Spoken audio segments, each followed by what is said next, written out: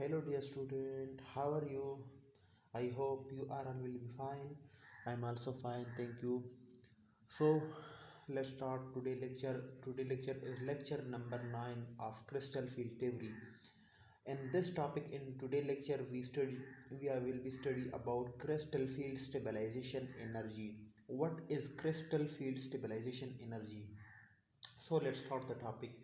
As we have seen that according to CFT, under the influence of the sex ligand that approaching toward the central metal ion or the central metal atom during the formation of octahedral complex. During the formation of octahedral complex, the d orbitals of the central metal ion are split into two sets. These d orbitals of central metal ion are split into two orbits, into two sets called T2G and EG. While T2G has energy decreased, while EG has energy increased. EG energy increased while T2G energy decreased.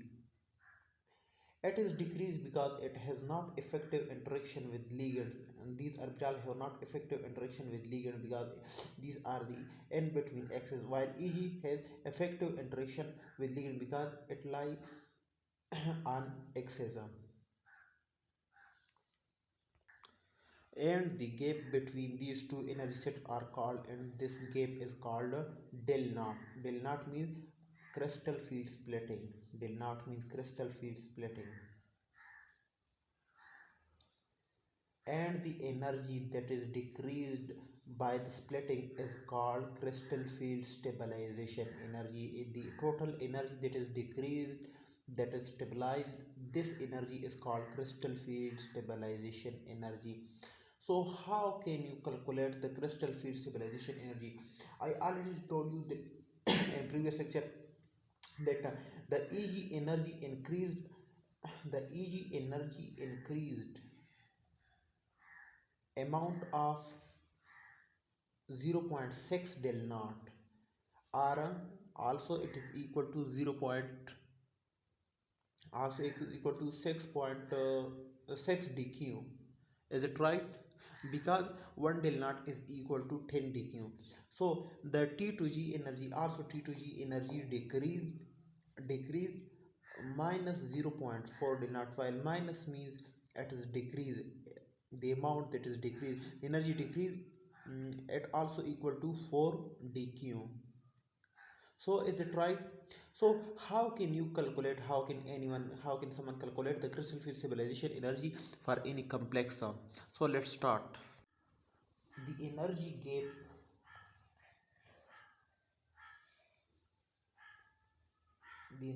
between EG and T2G set is called del naught.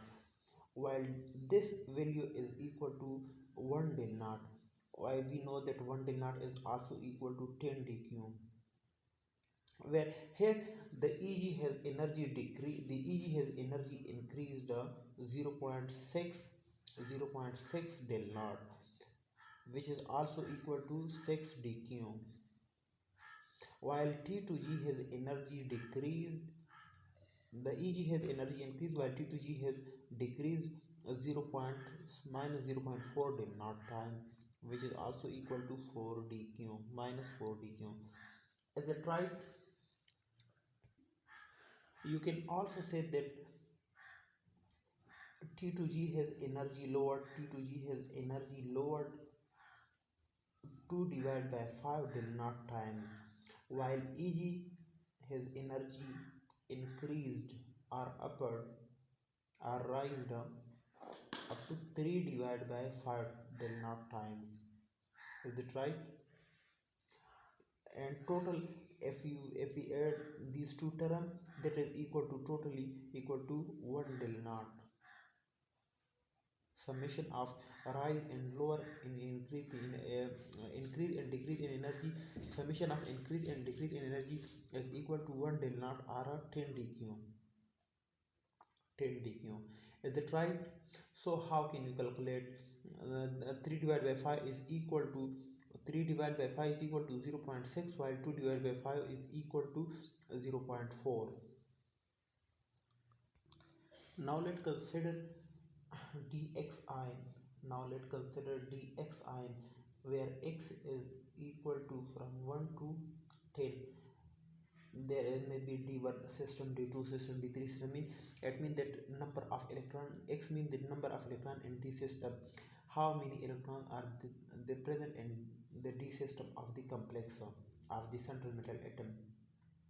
So if now consider the dx ion containing electron t2g eg pq, t2g p egq, where p is equal to p is a number of electron in t2g, while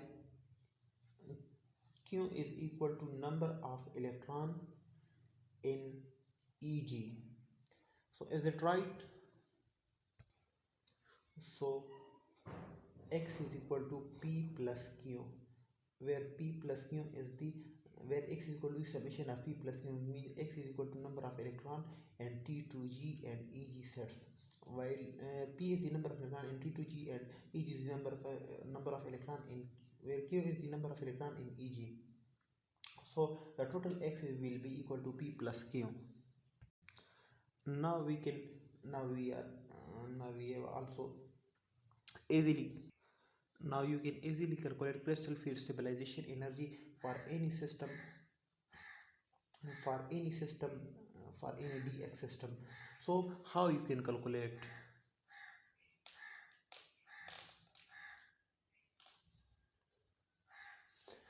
Let's start.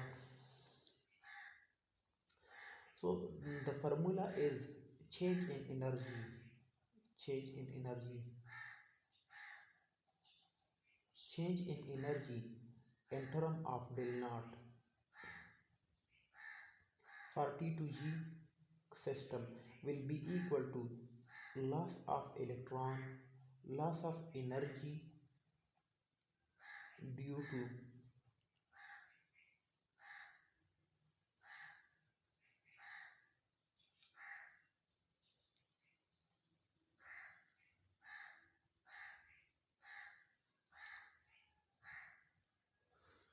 loss of electron due to loss of energy due to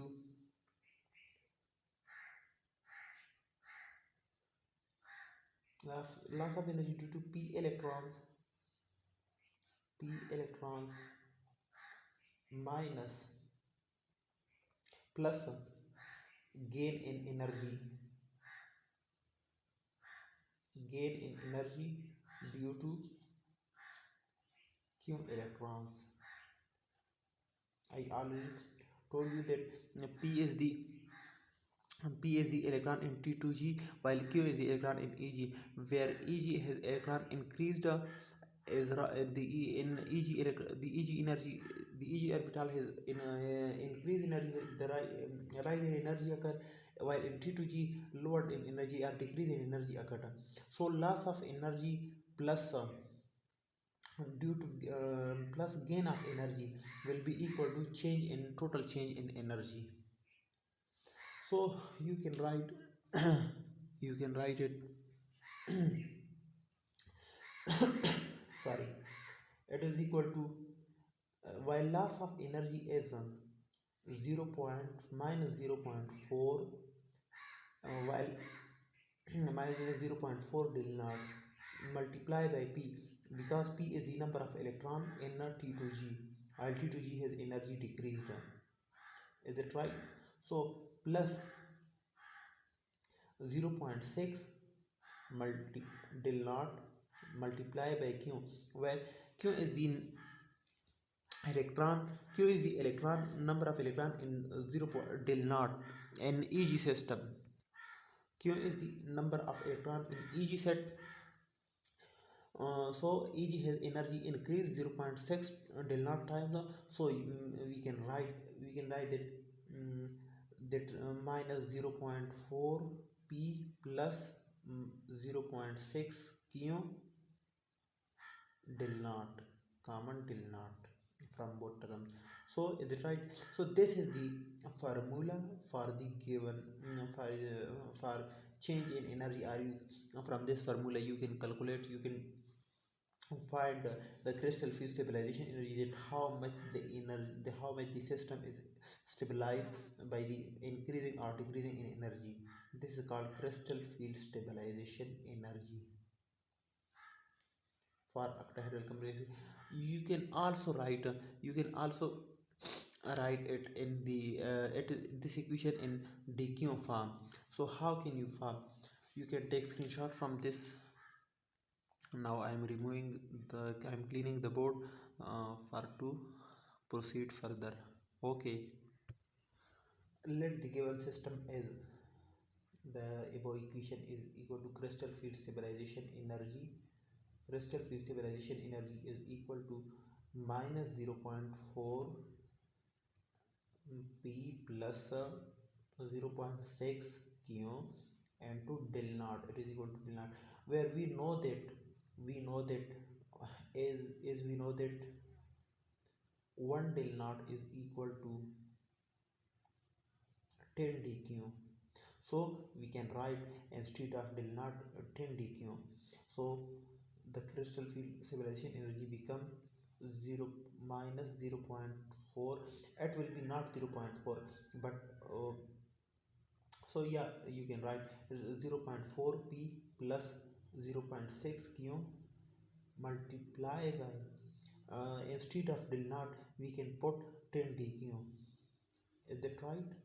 If we multiply 10 to both the terms, so the equation become 0.4 p plus 0.6 plus 6 q dq. Yeah, this will be the crystal field stabilization energy in the form of dq will be like this. Is that right? Are you understand? This is crystal field stabilization energy in both term, lie as well as in del naught and in dq. So now from this equation we can also define the what is crystal field stabilization energy. How can you define the crystal field stabilization energy? Let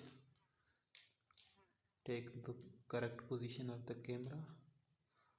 Okay, so you can define the crystal field stabilization energy as the change in energy.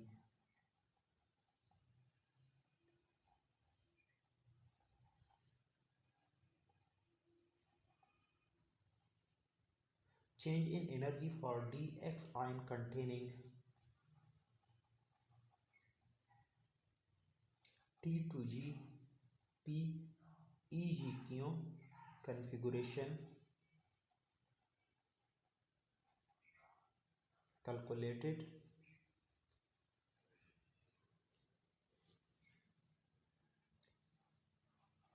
is above is called crystal field stabilization energy. Yeah, we can define crystal field stabilization energy like that. Stabilization energy. Is that right? So these all are about crystal field stabilization energy. Let one point is remaining in this topic. So let's you can take screenshot from this lecture.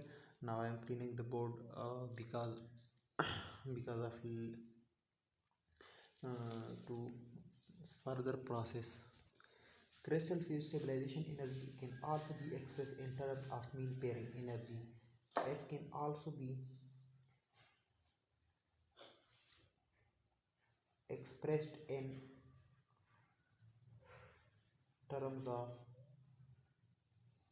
crisp mean pairing energy.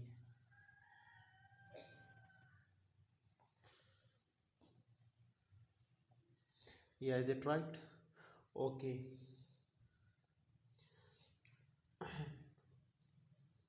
How can you crystal field stabilization energy will be equal to minus 0.4 p plus 0.6 q and to del naught plus mp, where what is m? M is the number of paired electron in the system, while P is the mean pairing energy for the system. P is the energy that required to pair the electrons against that pair two electrons against electronic repulsion. This will call mean pairing energy. So we can also calculate crystal separation energy in the form of mean pairing energy, or the equation become when we take the equation in the form of dq. It will be equal to 0.4 p plus 0 plus minus 4p plus 6q n2 dq plus mp. Yeah, it will be equal to, because 1 del naught is equal to 10 dq.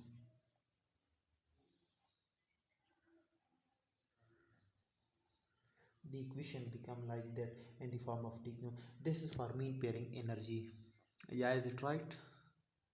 You can take screenshot from this definition. No, I'm starting some example about this. So take some example. Let if the system is a d1 system, then what will be happen in this system? In t2g set, there is, let's suppose that is t2g set, that is eg sets, the electron will be go into t2g. First electron will be go into t2g, and then what will be happened? The t2g in eg, there is no electrons, while let's suppose there is the m means there is pairing in a electron. The electron that are paired, the orbital that are paired, here is zero pairing in this case. So the crystal field stabilization, according to crystal field stabilization energy, it will be equal to,